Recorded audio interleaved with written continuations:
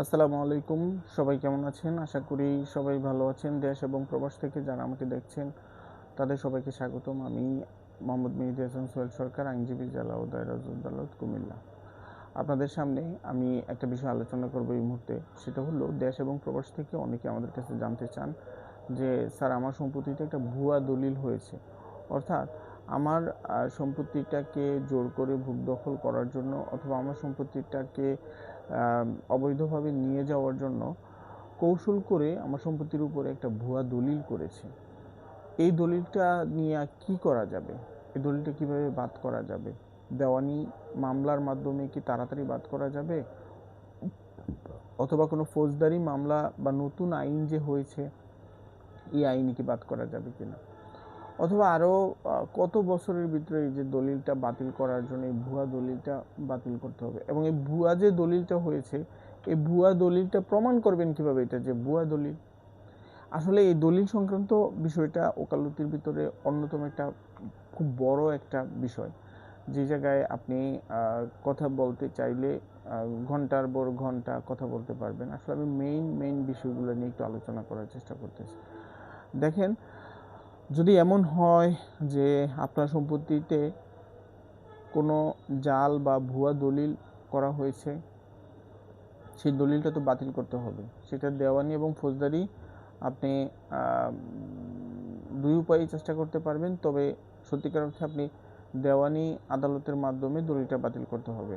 বাংলাদেশের আইন অনুযায়ী জাল দলিল বাতিলের জন্য যে তামাদির বিষয়টা আছে, ওটা হচ্ছে 3 বছর। আমি আবার বলি 3 ইয়ার্স, 3 বছর। এই 3 বছরের ভিতরে আপনি দলিলটা বাতিল করার জন্য মামলা করতে পারবেন। তবে আপনি দলিলটা সম্পর্কে জানার পরবর্তী 3 বছরে আপনি দলিলটা বাতিল করার জন্য আবেদন করতে পারবেন, দেওয়ানি আদালতে মামলা করতে পারবেন। এখন কথা হচ্ছে যে ভুয়া দলিল বাতিলের আইনি প্রক্রিয়া আমি আলোচনা করতেছি। এর মধ্যে দেওয়ানি প্রতিকার এবং ফৌজদারি দেওয়ানি প্রতিকারের পাশাপাশি আপনি রেজিস্ট্রেশন অফিসে তথ্য নিতে হবে।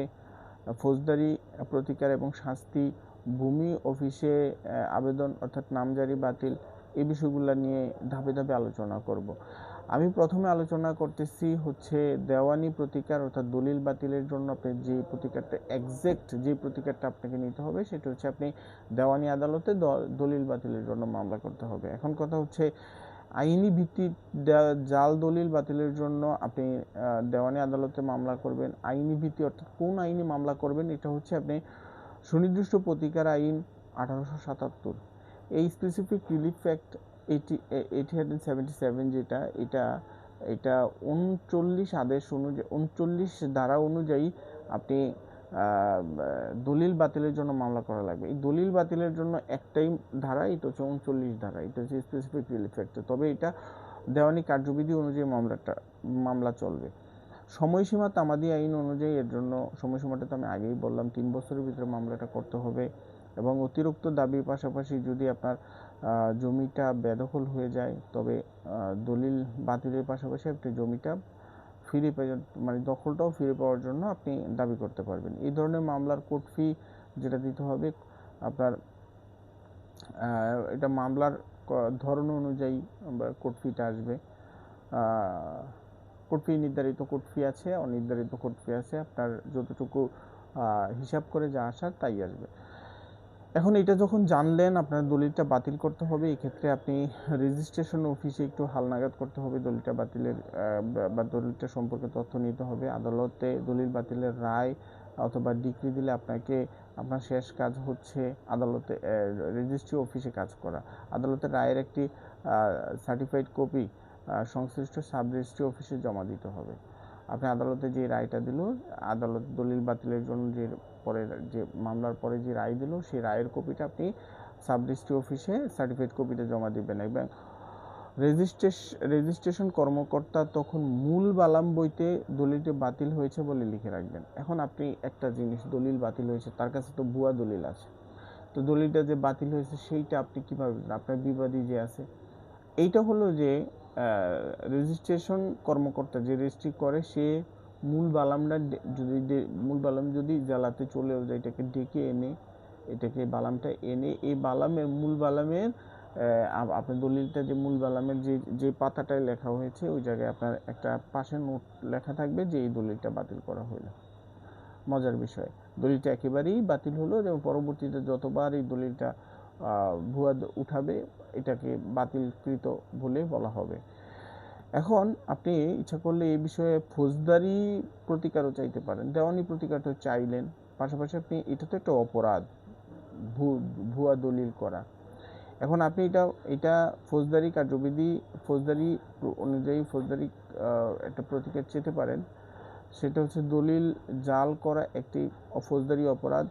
জালিয়াত চক্রের বিরুদ্ধে আপনি ফৌজদারি আদালতে দণ্ডবিধি, আমি গতকালকে একটা ভিডিও করেছিলাম, গতকালকের ভিডিওতে আমি বলেছি 467, 468 এবং 471 ধারায় মামলা করতে পারবেন এবং এটা 7 বছরের কারাদণ্ড, অর্থদণ্ড, উভয়দণ্ড হতে পারে। এছাড়াও আপনি নতুন আইন অর্থাৎ ভূমি অপরাধ প্রতিরোধ ও প্রতিকার আইন 2023 অনুযায়ী জালিয়াতির বিষয়ে কঠোর শাস্তির কথা বলা হয়েছে, এই আইনও মামলা করতে পারেন। এখন ভূমি অফিসে আপনি আরেকটা বিষয় করতে হবে, ভূমি অফিসে আবেদন করতে হবে নামজারি বাতিলের জন্য। ভুয়া দলিলের ভিতরে যদি কেউ নাম মিউটেশন করে ফেলে তাহলে সহকারী কমিশনার অর্থাৎ ভূমি এসিল্যান্ডের কাছে নামজারি বাতিলের জন্য আপনি আবেদন করবেন। এই আবেদনটা করতেই হবে, নাহলে তো আবার সে অন্য জায়গায় বিক্রি করে দিতে পারবে। এখন হচ্ছে আপনি যদি জাল দলিল সংক্রান্ত বিষয়ে তথ্য পান তাহলে আপনি দ্রুতই আপনার এই সম্পত্তির ভিতরে যেই জাল দলিলটা হয়েছে জাল দলিলটা বাতিল করার জন্য আমরা দ্রুত একজন আইনজীবীর সাথে যোগাযোগ করে আপনার দরকার হবে দ্রুত এই দলিলটা বাদ করার চেষ্টা করা। আসলে দেশ এবং প্রবাস থেকে এই জমি জমার দলিল টলিল বা অন্যান্য বিষয় সংক্রান্ত বিষয় খতিয়ান এই বিষয়ে আসলে আমাদের সাথে অনেকেই কথা বলে, অনেকেই জানার চেষ্টা করে, অনেকেই এই বিষয়টা জেনে বুঝে আমাদের সাথে কথা বলার চেষ্টা করে। এখন কথা হচ্ছে যে এই দলিলগুলো বাতিল করার জন্য আইনি পদ্ধতি একটাই। অনেক বাটপার আছে, টাউট আছে, মুহুরি আছে, দালাল আছে, তাদের সাথে কথা বলে এই তো বাদ করে দিচ্ছি আপনার দলিলটা, খুব দ্রুত বাদ করে দিচ্ছি, এই করে দিচ্ছি, ওই করে দিচ্ছি।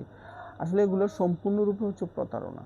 দলিল বাতিলের জন্য নির্দিষ্ট আইন আছে, ওই যে বললাম সুনির্দিষ্ট প্রতিকার আইন 1877-এর 39 ধারা, এটা দলিল বাতিলের জন্য এই ধারাটাই স্পেসিফিক ধারা। এই ধারা ছাড়া আপনি দলিল বাতিলের জন্য অন্য কোনো মামলা করতে পারবেন না। তবে ফৌজদারি আইনে যেটা হচ্ছে আপনার দণ্ডবিধি এবং ভূমি অপরাধ প্রতিরোধ ও প্রতিকার আইন যেটা আছে, এই দুইটা আইনে আপনি শাস্তিমূলক বিষয়টা করতে পারেন। দলিলটা জাল করলে কি তার শাস্তি হবে না? হ্যাঁ, তার শাস্তি হওয়ার জন্য আপনি এই আইনটার ব্যবস্থা নিতে পারেন, এই আইনে আপনি দেখতে পারেন।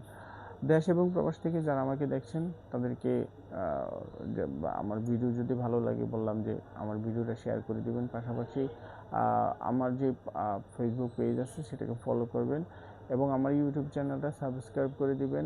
প্রতিনিয়ত আপনারা একেবারেই সাবলীলভাবে আইনি পরামর্শ পাবেন, আইন বিষয়ে জানতে পারবেন এবং প্রতিনিয়ত আইনটা পেতে সাবস্ক্রাইবের পাশাপাশি আমার ইউটিউব চ্যানেলটা বেল আইকন চেপে দিবেন যাতে ভিডিও দেওয়ার সাথে সাথে আপনাদের সামনে চলে যায়। ধন্যবাদ সবাইকে, আসসালামু আলাইকুম।